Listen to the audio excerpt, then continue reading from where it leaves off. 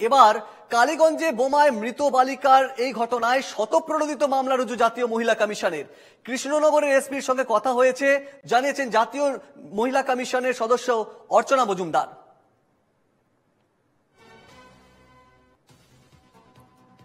দুদিনের মধ্যে প্রশাসনকে রিপোর্ট তলব করেছে জাতীয় মহিলা কমিশন।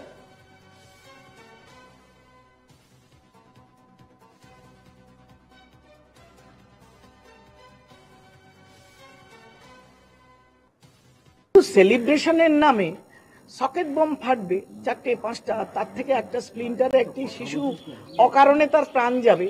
এই ধরনের সেলিব্রেশন বোধহয় পৃথিবী কোনোদিন দেখেনি। আমরা দেখলাম সকেট বম যে ব্যবহার করছে তার ব্যবহার করার অধিকার আছে কিনা, লাইসেন্স বা পারমিশন আছে কিনা, কোথায় পেলো, কটা ফাটলো, কে কে করেছে, পুলিশ হ্যাজ টু আনসার আস, উত্তর দিতে হবে। এবং আমরা দরকার হলে আমরাই পার্টি হয়ে কোর্টে যাব।